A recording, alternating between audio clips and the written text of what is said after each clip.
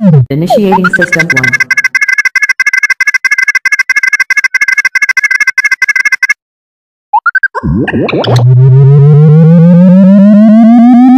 System 1 loaded.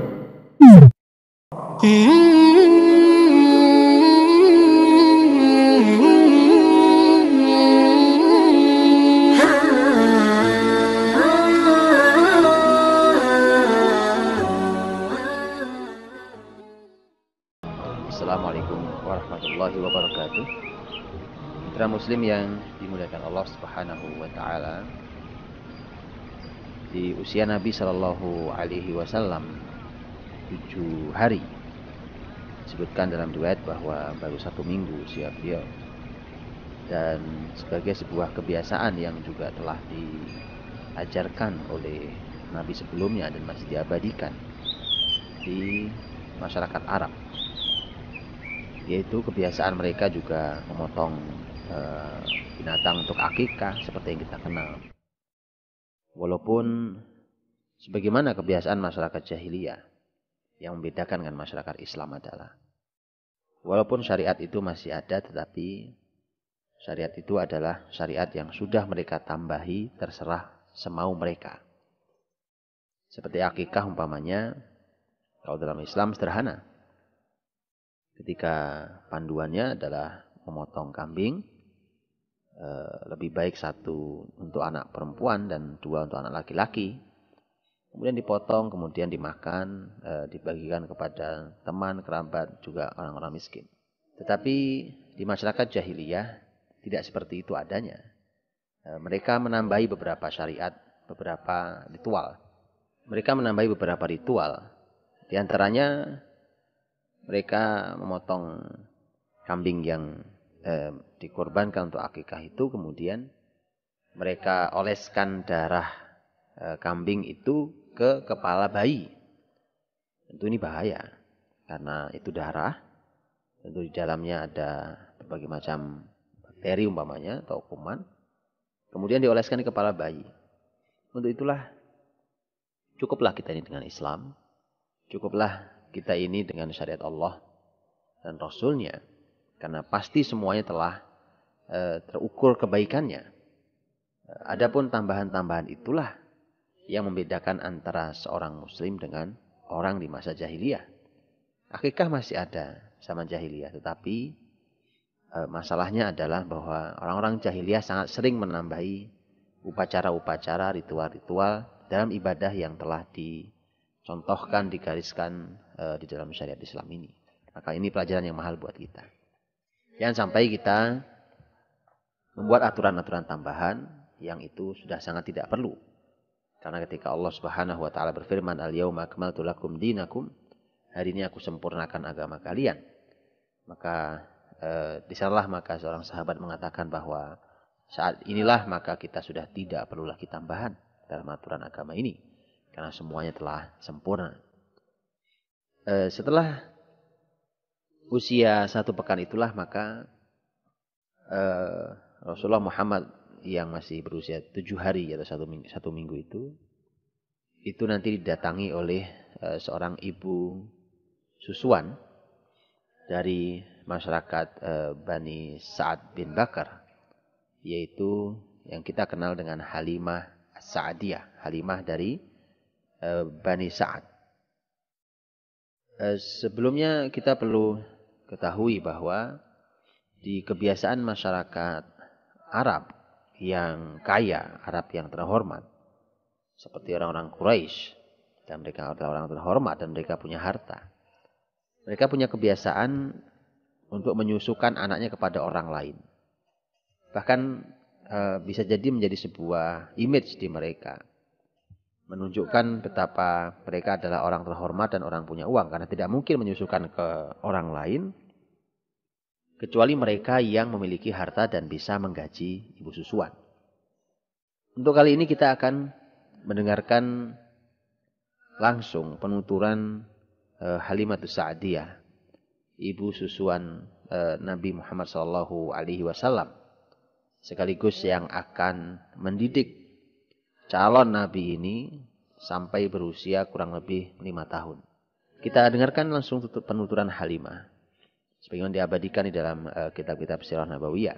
Seperti dalam Sirah Ibn Hisham disampaikan dengan detail bagaimana Halimah keluar dari sukunya, dari kampungnya, yaitu kampung Bani Sa'ad. Bersama para ibu-ibu yang lain yang juga memiliki susu. Karena artinya bahwa mereka punya anak kecil. Sehingga mereka punya ASI. Halimah mengatakan bahwa yang mendorong para ibu itu keluar dari kampung Bani Sa'ad untuk mencari anak susuan adalah karena perkampungan Bani Sa'ad saat itu sedang ditimpa paceklik panjang. Bahkan tidak ada hujan sama sekali, sehingga sebenarnya Halimah pun mengatakan ASInya saja itu tidak cukup buat anaknya sebenarnya. Binatang-binatang kurus, unta-unta mereka nyaris tidak bertenaga. Karena memang keadaannya adalah keadaan yang saat itu kering, tidak ada hujan sama sekali. Sehingga mereka harus mencari kehidupan. Mereka pergi jauh dari perkampungannya, dari Bani Sa'ad. Yang jaraknya kurang lebih 170 kilo. Jadi bukan jarak yang pendek. Mereka keluar ke kota besar, kota persinggahan dagang, yaitu kota Mekah.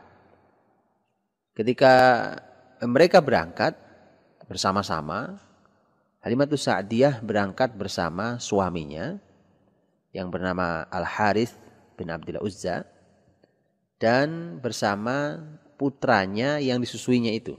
Putranya masih kecil. Yang bernama Abdullah. Ini namanya Abdullah bin Al-Harith bin Abdul Uzza. Dia berangkat bersama ibu-ibu yang lain, ditemani oleh suami dan anaknya yang masih kecil, yang masih menyusu. Dan bahkan dia mengatakan bahwa kita sepanjang malam tidak bisa tidur dikarenakan tangis anak-anak kita karena kelaparan. ASI tidak cukup untuk membuat mereka tertidur karena sangat kurang.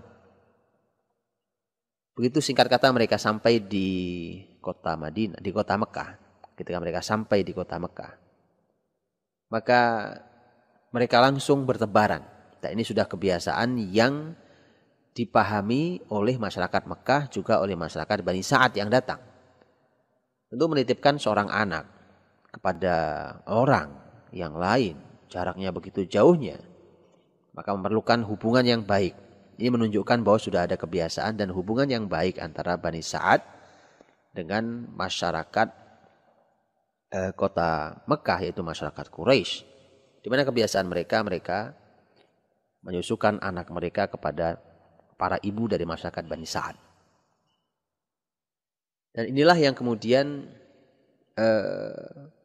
saat itulah maka ketika mereka sampai di kota Mekah, mereka langsung bertebaran, berkeliling, mengetuk pintu dari rumah ke rumah, mencari anak-anak yang siap disusui. Dengan itu maka mereka nanti akan mendapatkan upah setelah menyusui 2 tahun lamanya. Halimatus Sa'diyah bersama suami dan anak kecilnya itu, dia sudah saat itu menemui anak yatim yang kita tahu adalah Muhammad Sallallahu Alaihi Wasallam. Kalau setiap mereka menjumpai anak yatim, mereka biasanya menolak. Mereka akan mengatakan, yatim, siapa yang membayari? Ibunya, kakeknya. Makanya mereka tidak mau mengambil anak yatim. Dan masalahnya adalah Muhammad Sallallahu Alaihi Wasallam ini adalah anak yatim. Sudah tidak ada ayahnya, yang ada tinggal ibunya dan kakeknya.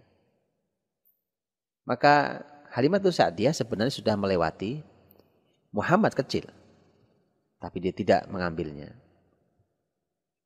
Satu persatu para ibu yang datang bersamanya ke Mekah sudah mendapatkan bayi.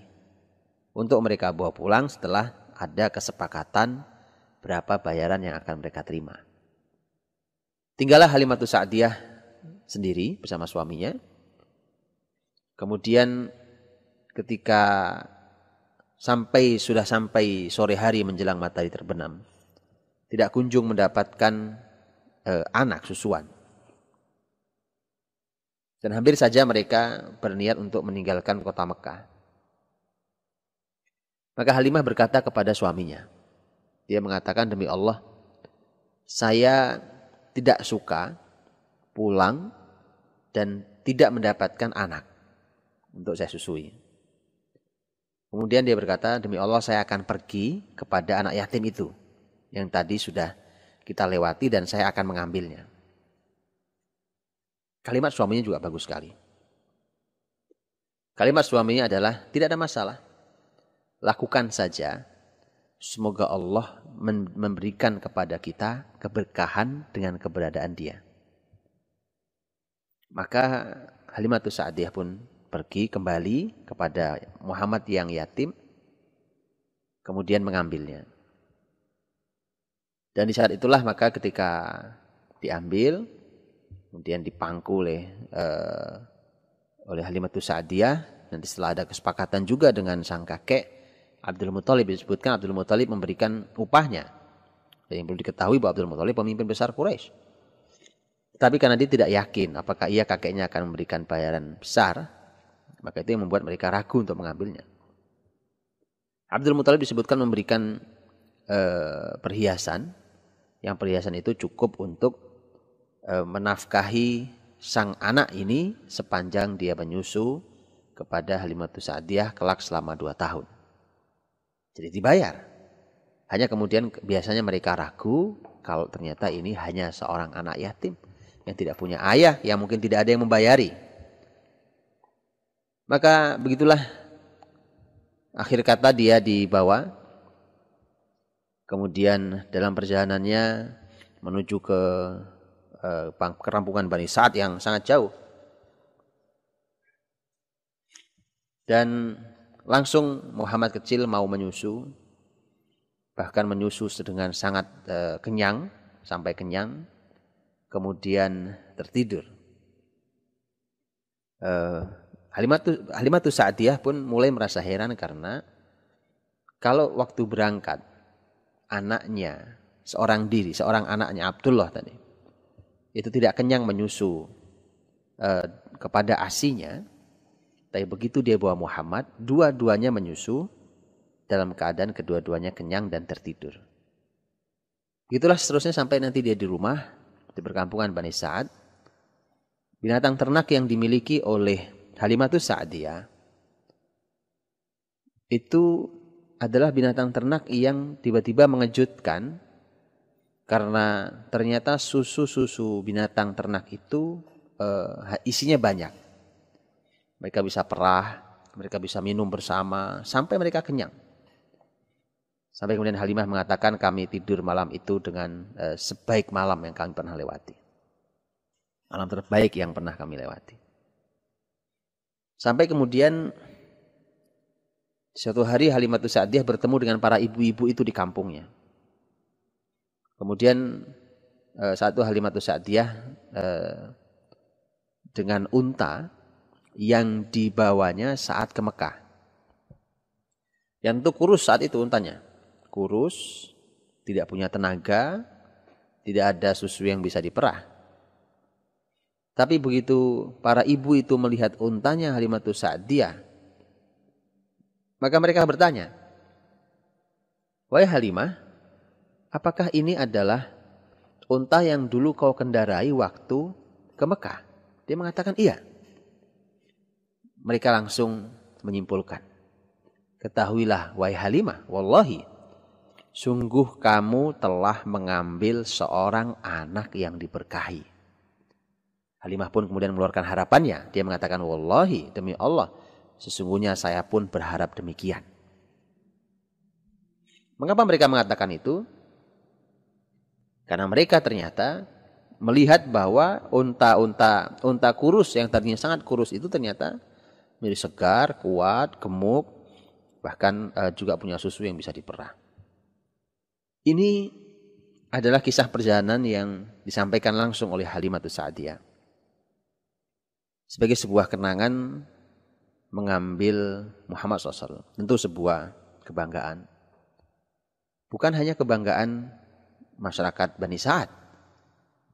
Tentu hari ini, kalau kita membayangkan hari ini, masyarakat Bani Sa'ad bin Bakar, ketika mereka berbangga, tidak ada yang paling membanggakan di suku itu kecuali ketika suku itu pernah mengasuh seorang nabi.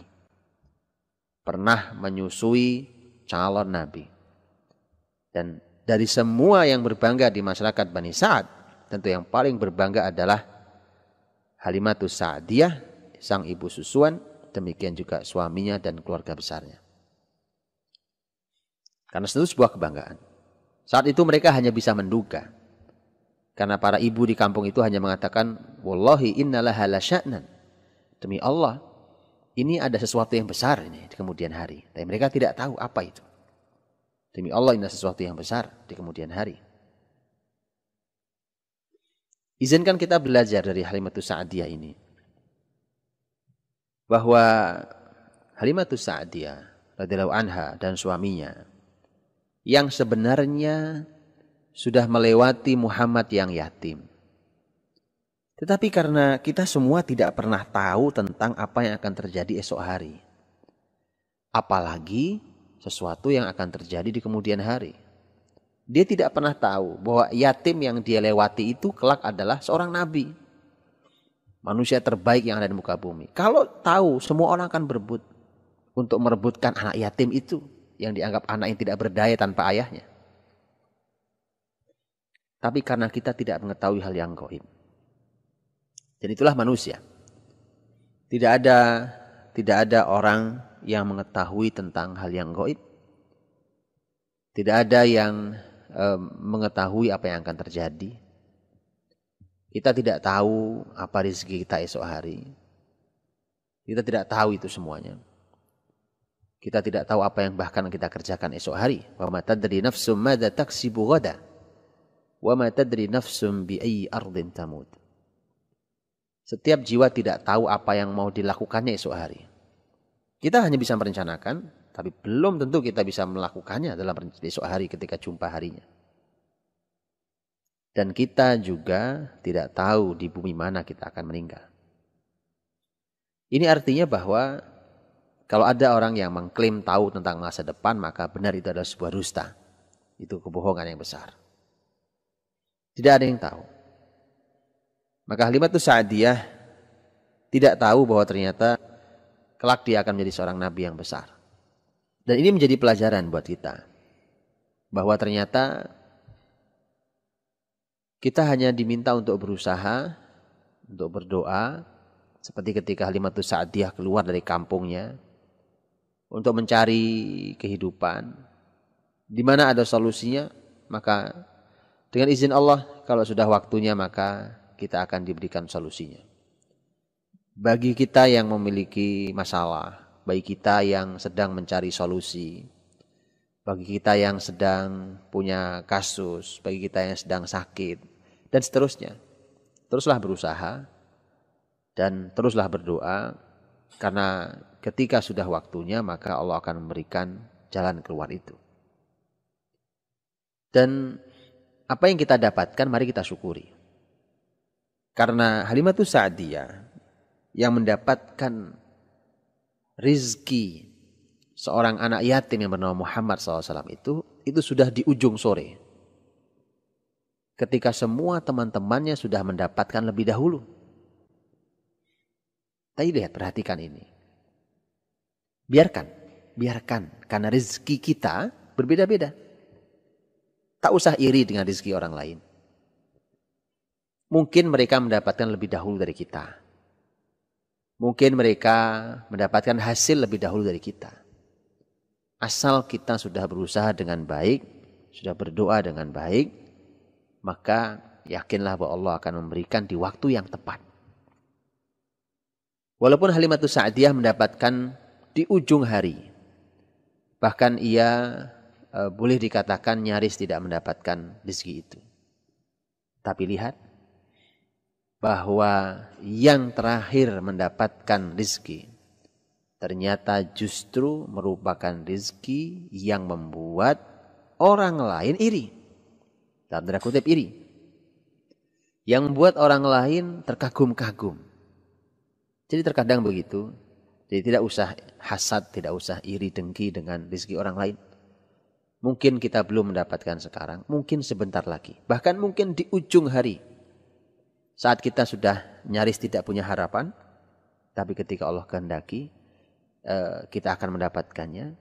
Dan berharaplah pada Allah bahwa mudah-mudahan, walau saya yang paling belakang, walau saya mungkin yang mendapatkan sesuatu yang tidak terlalu diharapkan. Kalau yang lain pergi, teman-temannya Halimah, pergi mendapatkan anak-anak orang kaya, harapannya jelas, balasan upahnya jelas.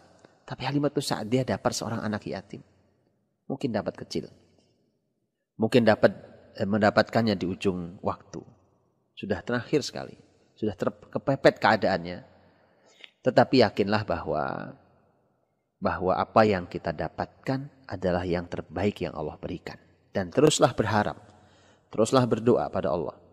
Bahwa mudah-mudahan ini justru rezeki yang terbaik dan lebih baik dibandingkan dengan yang sudah didapatkan oleh orang lain. Itu yang membuat hati kita menjadi bersyukur. Kita menjadi tidak mudah meremehkan nikmat Allah Subhanahu wa taala.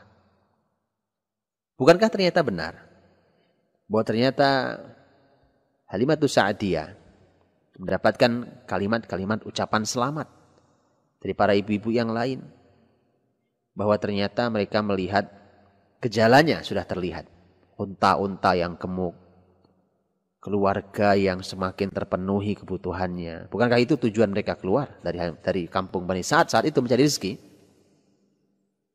Kemudian bahkan unta kurus yang dinaiki oleh Halimah sekarang menjadi gemuk. Susu-susu kendaraan binatang ternak mereka itu menghasilkan sangat banyak. Dan kemudian ucapan selamat pun keluar dari para ibu itu bahwa engkau wahai Halimah telah mengambil seorang anak kecil yang diberkahi. Untuk itulah mari kita belajar bahwa sesungguhnya apa yang kita dapatkan mari kita syukuri. Kapanpun itu kita dapatkan, berapapun yang kita dapatkan, mari kita syukuri. Harapannya seperti kalimat Halimatus Sa'diyah, demi Allah saya pun berharap itu. Dan ternyata memang benar. Bahwa yang dibawa oleh Halimatus Sa'diyah adalah seorang anak yang diberkahi. Dan sebagaimana yang sudah kita pelajari juga di pertemuan-pertemuan yang lalu, bahwa mari kita selalu juga berharap tentang kehadiran anak-anak kita. Bahwa mudah-mudahan anak yang hadir ini adalah anak yang diberkahi. Sehingga jangan pernah berpikir negatif tentang kehadiran mereka. Jangan berpikir negatif tentang kehamilan yang sekarang sedang ada. Jangan berpikir negatif tentang anak yang lahir kapanpun. Kapanpun Allah berikan kita keturunan, berapapun itu jumlahnya, maka mari kita anggap sebagai anak lemah. Wallahu a'lam bishawab. Fa'tabiru ya ulil absar. Maka ambillah pelajaran wahai orang-orang yang berpikir. Assalamualaikum.